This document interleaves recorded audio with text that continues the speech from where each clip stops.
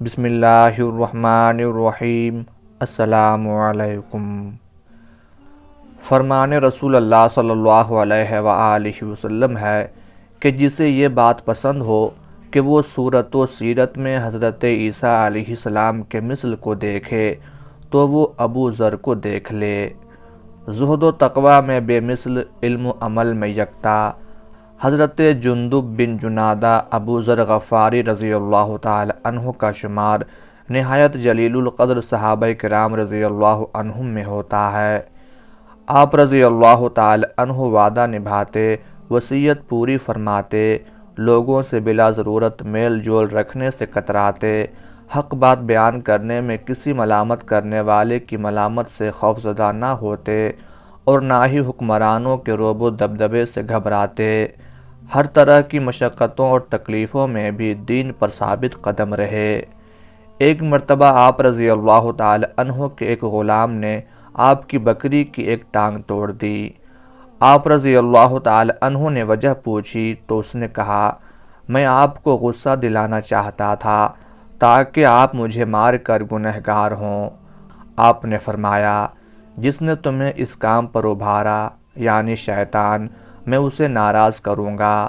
پھر آپ نے غلام کو آزاد فرما دیا۔ سونا چاندی اپنے پاس جمع رکھنا آپ رضی اللہ تعالی عنہ کو سخت ناپسند تھا۔ ایک مرتبہ حضرت امیر معاویہ رضی اللہ تعالی عنہ نے امتحاناً آپ کے پاس رات کے وقت 1000 دینار بھجوائے۔ آپ نے سارے دینار صبح ہونے سے پہلے صدقہ کر دیے۔ ایک دفعہ کسی نے آپ سے پوچھا، آپ دوسروں کی طرح اپنی جائیداد کیوں نہیں بناتے؟ ارشاد فرمایا، مجھے امیر بننے کی خواہش نہیں ہے۔ ایک شخص نے آپ رضی اللہ تعالی عنہ کے پاس حاضر ہو کر کچھ مال پیش کیا تو آپ نے فرمایا، میرے پاس دودھ کے لیے ایک بکری، سواری کے لیے گدھا، خدمت کے لیے بیوی ہے اور ایک چادر ضرورت سے زائد ہے، جس کی وجہ سے خوف زدہ ہوں کہ کہیں مجھ سے اس کا حساب نہ لے لیا جائے۔ ایک مرتبہ حضور نبی کریم صلی اللہ علیہ وآلہ وسلم نے ارشاد فرمایا، اے ابو ذر، تم نیک آدمی ہو، ان قریب میرے بعد تم پر آزمائشیں آئیں گی۔ آپ نے عرض کی، راہ خدا کی آزمائشیں؟ ارشاد فرمایا، راہ خدا میں۔ عرض کی، حکم الہی کو خوش آمدید۔ غزوہ تبوک کے سفر میں آپ سب سے الگ چل رہے تھے۔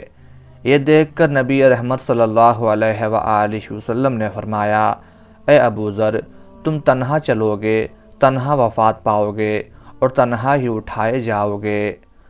امام الانبیاء نبی کریم صلی اللہ علیہ وآلہ وسلم نے جو فرما دیا وہی ہو کر رہا۔ چنانچہ نبی کریم صلی اللہ علیہ وآلہ وسلم کے وصال کے بعد آپ نے شام کے ایک گاؤں میں مستقل رہائش اختیار کر لی۔ پھر حضرت عثمان غنی رضی اللہ تعالی عنہ کے دور خلافت میں دمشق چلے آئے اور وعظ و نصیحت کا سلسلہ جاری رکھا۔ زندگی کے آخری ایام مدینے کے گرد و نواح میں موجود مقام ربضہ میں گزارے۔ حضرت ابو ذر غفاری رضی اللہ تعالی عنہ کا وصال سن 32 ہجری میں ہوا۔ بوقت وصال آپ کی اہلیہ محترمہ حضرت ام ذر رضی اللہ تعالی عنہا رونے لگیں تو آپ نے پوچھا، کیوں رو رہی ہو؟ عرض کی، میرے پاس اتنا کپڑا نہیں ہے کہ آپ کو کفن دے سکوں۔ آپ رضی اللہ تعالی عنہ نے فرمایا، ایک مرتبہ ہم چند افراد سے رسول اللہ صلی اللہ علیہ وآلہ وسلم نے ارشاد فرمایا تھا کہ تم لوگوں میں سے ایک شخص کی موت ویرانے میں ہوگی اور اس کے جنازے میں مسلمانوں کی ایک جماعت حاضر ہوگی۔